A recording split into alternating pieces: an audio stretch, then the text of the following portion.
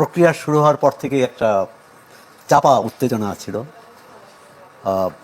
প্রার্থী, দল, নির্বাচন কমিশন, সরকার, প্রশাসন সবটা কার কার কী ভূমিকা এবং সেই ভূমিকা নিয়ে একে অপরের উপর অভিযোগ ছিল, আবার সহযোগিতাও ছিল। আর যে কারণে আমরা মোটামুটি একটা ভালো নির্বাচন করতে পেরেছি। এই জন্য যারা নির্বাচনের সঙ্গে সংশ্লিষ্ট সবাইকেই ধন্যবাদ। রাজনৈতিক দলগুলোর মধ্যে বেশ উত্তেজনা ছিল এবং নির্বাচনের আমাদের যে প্রতিনিধি সর্বশেষ তথ্য, তাতে দেখা গেল যে অনেকগুলো আসনে বেশ হাড্ডাহাড্ডি লড়াই, যাকে বলে সমানে সমান। কেউ হয়তো 5,000 ভোটে এগিয়ে জিতেছেন, কেউ হয়তো হেরেছেন, কিন্তু লড়াইটা এমন ছিল যে চূড়ান্ত ফলাফলের আগে বলা যেত না যে কে জয়ী হবে, কে পরাজিত। একদমই। আমরা ঢাকা 17 আসনেও কিন্তু দেখেছি যেখানে বিএনপি চেয়ারম্যান তারেক রহমান নির্বাচন করেছেন, সেখানেও জামাতের প্রার্থীর সাথে তার ব্যবধান কিন্তু খুব বেশি না। জামাতের প্রার্থী আপনার ধরেন ঢাকা 8-এর, যেটা অন্যতম আলোচিত আসন, সেখানে পাটোয়ারি হেরেছেন তো, কিন্তু খুব বেশি ভোটে নয়। কিন্তু অনেকেই ধারণা করেছিল যে পাটোয়ারি অনেক এই ব্যবধানটা আকাশ পাতাল হবে, তাই সেটি হয়নি। এমনকি ঢাকা 12 আমরা যেখানে অবস্থান করছি, সেখানে জামাত ইসলামের প্রার্থী জিতেছেন, কিন্তু সেটার কারণ হচ্ছে প্রধানত যে বিএনপির ভোট ভাগ হয়ে গেছে। বিএনপির বিদ্রোহী প্রার্থী ছিল এবং বিএনপির মিত্র যাকে বিএনপি সমর্থন করেছিল, ভাগাভাগি হয়ে যাওয়ার কারণে এই জামাত ইসলাম প্রার্থী জিতেছে। আবার সর্বশেষ যে আসনটির কথা বললেন, সেই আসনে দেখা গেছে যে শেষ মুহূর্তে কয়েক হাজার ভোটে ধানের শীষের প্রার্থী এগিয়ে জিতে গেছেন কয়েক হাজার ভোটে। দেশের অন্য কোথাও আবার দেখা গেছে যে ব্যবধানটা অনেক বেশি, আবার কোথাও ব্যবধানটা কম। তো সুতরাং নির্বাচন চলার যখন ভোট গ্রহণকালে কিন্তু এই ধরনের উত্তেজনা ছিল যে কে হারে কে জেতে, এবং প্রথম দিকে যে ফলাফল আসছিল তাতে কিন্তু একটু বিশেষ করে বিএনপি শিবিরে একটু হতাশাই দেখা দিয়েছিল। এবং আমরা তড়িৎ দেখলাম যে জামাত ইসলামী এবং 11 দলের পক্ষ থেকে সংবাদ সম্মেলন করলো এক ধরনের যে তারা জয়ী হতে যাচ্ছে এরকম, এবং বিএনপির পক্ষ থেকে কিছু অভিযোগের কথাও বলা হলো। কিন্তু রাত যত বাড়তে থাকলো তত দেখলাম যে ফলাফল গতি প্রকৃতি পাল্টে গেল।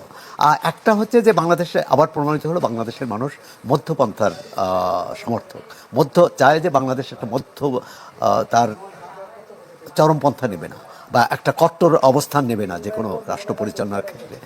জামাত ইসলামী যদি অতীতের নির্বাচনগুলোর আমরা তুলনা করি, জামাত ইসলামী অনেক ভালো করেছে এবং তারা কিন্তু বেশ রাষ্ট্র ক্ষমতাকে মানে যারা ক্ষমতাসীন, মানে যারা অতীতে যারা ক্ষমতায় ছিল এবং এই নির্বাচনেও তাদের যে প্রতিদ্বন্দ্বী তাকে কিন্তু বড় ধাক্কা দিতে পেরেছে।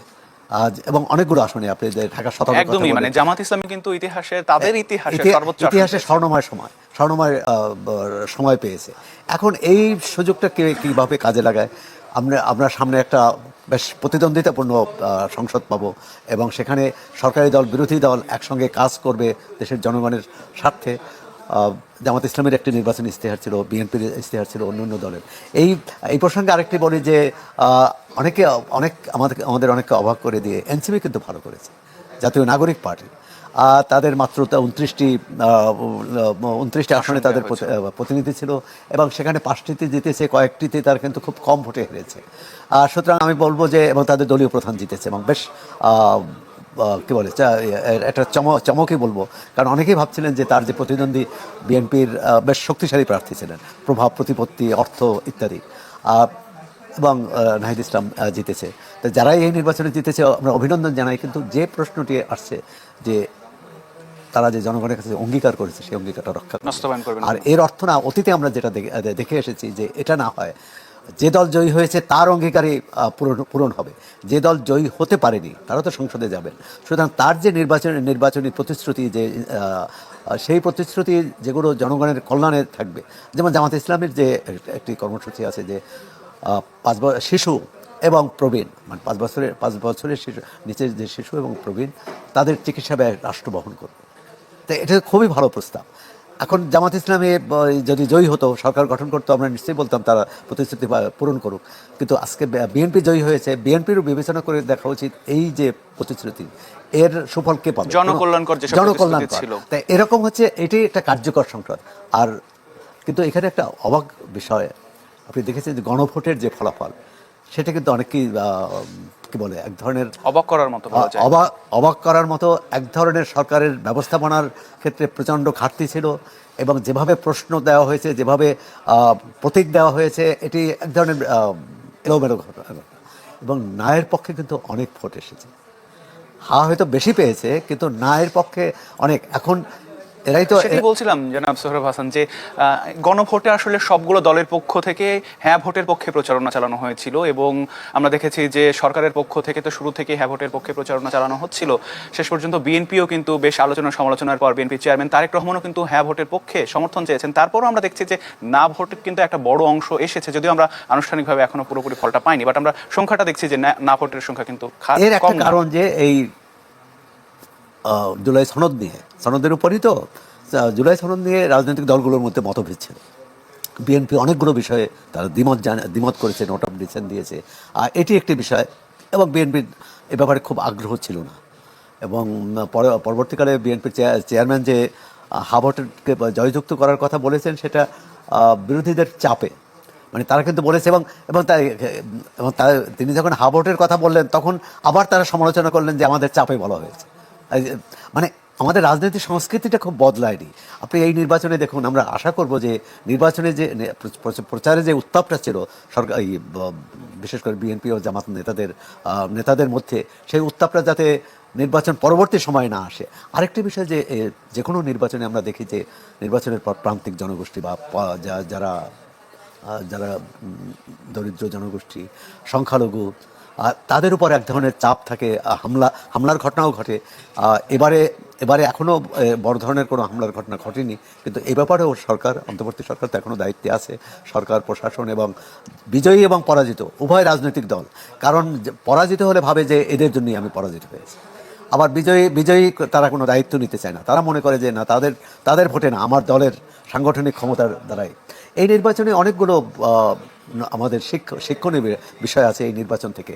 আর একটা হচ্ছে যে ভালো নির্বাচনও করা যায় যদি সদিচ্ছা থাকে। তাহলে যেমন আমরা 3টি নির্বাচনে, আওয়ামী লীগ আমলে 3টি নির্বাচন দেখেছি, একেবারেই নির্বাচনের নামে প্রহসন। কোনোটায় বিরোধী দল এসেছে, কোনোটায় আসেনি, আসলেও তাদের ভোটাধিকার। 24 আমরা দেখেছি যে 24 আমিটামি নির্বাচন, তার আগে রাতের ভোট, তার আগে কি বলে বিনা ভোটে এমপি হওয়া। এর থেকে যে বেরিয়ে আসা, এটি আমি মনে করি যে এই নির্বাচনে একটি মাইল ফলক হতে পারে, একটি দৃষ্টান্ত হতে পারে যে না, আমরা বাংলাদেশের মানুষ ভালো নির্বাচন করতে পারে, যেটা আমরা 91-এ প্রমাণ করেছি, 96-এ প্রমাণ করেছি, 2001 বা 8-এও। হ্যাঁ, তারপর কিন্তু যদিও ওইসব যারাই ওইসব নির্বাচনে হেরেছে, তারা সূক্ষ্ম কারচুপি, স্থূল কারচুপির কথা বলেছে। আমরা চাই যে এই নির্বাচনটা আমরা ভালো মতো করতে পারলাম। এরপর এই রাজনৈতিক নেতৃত্বেরই দায়িত্ব যে সংসদটাও আমরা ভালোভাবে চালাবো, সরকারটা ভালোভাবে চালাবো। সরকার মানে শুধু বিজয়ী দলের নয়, সরকার কিন্তু বিজয়ী দল, সরকার, বিরোধী দল এবং সমগ্র জনগোষ্ঠীর সরকার। আমরা অতীতে দেখেছি যে দলই জয়ী হয় দলীয় সরকার হয়ে যায়, সেটা নামে বেনামে দলীয় সরকার, যেটা বিএনপি সরকার। তা আমরা চাইবো ভবিষ্যতে যে এরকম দলীয় সরকার না হয়, তার কোনো কর্মকাণ্ডে যে এটি যাতে প্রতীয়মান না হয়। সে দলের প্রতি, দলীয় লোকদের প্রতি, দলীয় নেতাকর্মীদের প্রতি বিশেষ সুবিধা দিয়েছে, অন্যায্য সুবিধা দিয়েছে। আপনি এটা রাজুকের প্লট ফ্ল্যাট বরাদ্দ থেকে শুরু করে সব ক্ষেত্রে, যে কারণে জুলাই সনদে যেসব সংস্কারের কথা বলা হয়েছে, এই সংস্কারগুলো আমরা আশা করব যে সরকারি দল, বিরোধী দল এই বিষয়গুলো নিয়ে তারা কাজ করবেন না। আপনি বলছিলেন কিছুক্ষণ আগে যে এই নির্বাচনের জয়ের পরেও বিএনপির জন্য বেশ কিছু চ্যালেঞ্জও থাকবে। জামাতের পক্ষ থেকে একটা বড় সংখ্যায় আসন যেহেতু তারা পাচ্ছে, ফলে সংসদে একটা শক্ত বিরোধিতার মুখে পড়তে হবে। কি মনে হয় আপনার কাছে, জামাত জোট আসলে কতটা প্রতিরোধ বা তারা আসলে কতটা বিরোধিতা করতে পারবে শক্ত অবস্থানে থেকে? আসলে আমাদের অতীতের রাজনৈতিক সংস্কৃতি থেকে বেরিয়ে আসতে হবে। প্রথমত হচ্ছে বড় বিরোধী দল বড় হলেই যে চ্যালেঞ্জ হবে, সেটি নাও তো হতে পারে, হওয়া উচিত নয়। কারণ সংসদে সরকারি দল, বিরোধী দল যেই ন্যায্য কথা বলবে, যেই ন্যায্য প্রস্তাব দেবে, ন্যায্য বিল আনবে, সেটি পাশ হওয়া উচিত। এবং সংসদীয় কমিটি থাকবে। এই নির্বাচনে ডেপুটি স্পিকার বিরোধী দল থেকে নেওয়া হবে। আপনি চ্যালেঞ্জের কথা বলছেন, চ্যালেঞ্জ নিশ্চয়ই আছে, কিন্তু চ্যালেঞ্জের পাশাপাশি একটা সুযোগও থাকবে, সেটাও কিন্তু আমাদের মনে রাখতে হবে। কারণ অতীতে সরকারি দল, বিরোধী দলের সম্মিলিতভাবে সংসদকে কার্যকর করা, টেকসই করা এবং সংসদকে জনমানুষের আকাঙ্ক্ষার প্রতীক করা, এই কাজটি হয়নি। তাই এই নির্বাচনে হ্যাঁ, জামাত একটা চ্যালেঞ্জ হতে পারে, কিন্তু চ্যালেঞ্জটা মোকাবেলার ইতিবাচক দৃষ্টিভঙ্গি দিতে হবে চ্যালেঞ্জটি মোকাবেলার জন্য।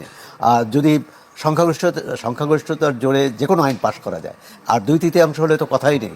মানে নারীকে পুরুষ এবং পুরুষকে নারী ছাড়া সব কিছু করতে পারে জাতীয় সংসদ। তা আমরা মনে করি যে সেটা করবে না। সংসদে প্রাণবন্ত আলোচনা হবে, বিতর্ক হবে, কিন্তু বিদ্বেষ ছড়ানো হবে না, ঘৃণা ছড়ানো হবে না। আপনি দেখেছেন যে নির্বাচনী প্রচারে একটা মাঠে ময়দানে নেতারা বক্তৃতা দিয়েছে, সেখানে কিন্তু এক ধরনের আক্রমণাত্মক ভাষা ব্যবহার করা হয়েছে। সংসদে একটা রীতি আছে, সংসদেও ভাষা ব্যবহার করবে। এই সংসদে 2-1 কিন্তু স্বতন্ত্র প্রার্থী জয়ী হয়েছে। আমরা আশা করব যে তাদের কথাও শোনা, কারণ এমন না হয় যে সরকারি দল আর বিরোধী দল মিলেই সংসদ, এখানে যে অন্য ভিন্ন কণ্ঠস্বর থাকতে পারে সেটাও কিন্তু যারা নির্বাচিত হবে, বিশেষ করে সরকারি দলকে মনে রাখতে হবে।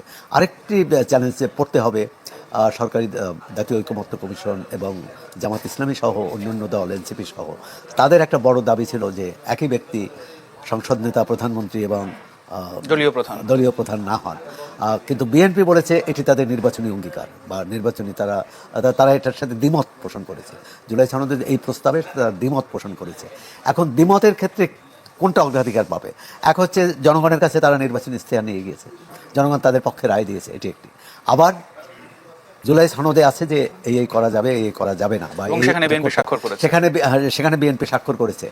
এখন বিএনপি এই যে নোট অফ ডিসেন্ট দিয়েছে, কিন্তু তারপরে তো স্বাক্ষর করেছে। এখন এখানেও আমি মনে করি যে এটি বড় বাধা হবে না যদি সহযোগিতার মানসিকতা থাকে দুই পক্ষেরই। সরকারি দলের সহযোগিতা মানসিকতা থাকতে হবে, বিরোধী দলেরও। আবার যদি বিরোধী দল এমন অবস্থান নেয়, অতীতে যেটা দেখা গেছে যে কোনোভাবেই সরকারি দলকে ছাড় দেওয়া হবে না, মাসের পর মাস, বছরের পর বছর সংসদ বর্জন, এই বর্জনের সংস্কৃতি থেকে বেরিয়ে আসতে হবে, দখলদারি সংস্কৃতি থেকে বেরিয়ে আসতে হবে। আপনি দেখেছেন যে বিএনপির বিরুদ্ধে এই নির্বাচনে প্রধান হাতিয়ার ছিল বিরোধী পক্ষে, যে বিএনপির নেতাকর্মীরা চাঁদাবাজিতে লিপ্ত, দখলদারিতে লিপ্ত, নানা রকম ভয়ভীতি বিভিন্ন রকম অনেক ঋণ খেলাপি। তো সুতরাং এই যে সমালোচনা করে, এই সমালোচনার যেটা ন্যায্য সমালোচনা, অর্থাৎ চাঁদাবাজির দুর্নীতি এবং চাঁদাবাজি অর্থাৎ বিএনপি নেতারা যদি দুর্নীতি না করে তাহলে দুর্নীতির অভিযোগ আনতে পারবে না, চাঁদাবাজি যদি যুক্ত না হয় তাহলে চাঁদাবাজির অভিযোগ আনতে পারবে না, দখলদারিতে যুক্ত না হলে তাহলে দখলদারির অভিযোগ আনতে পারবে না। এই তিনটি বিষয়, দুর্নীতি, দখলদারি, চাঁদাবাজি, এটা থেকে যদি বিএনপি নিজেকে মুক্ত করতে পারে, সেটা হবে তার বড় সুবর্ণ সুযোগ। এবং তখন বিরোধী দল যে অবস্থানই নেই, যত সমালোচনা করুক, কোনো কাজে আসবে না। এবং একটি ভালো, এই নির্বাচনের ফলে বিএনপি কিন্তু সেই সুযোগ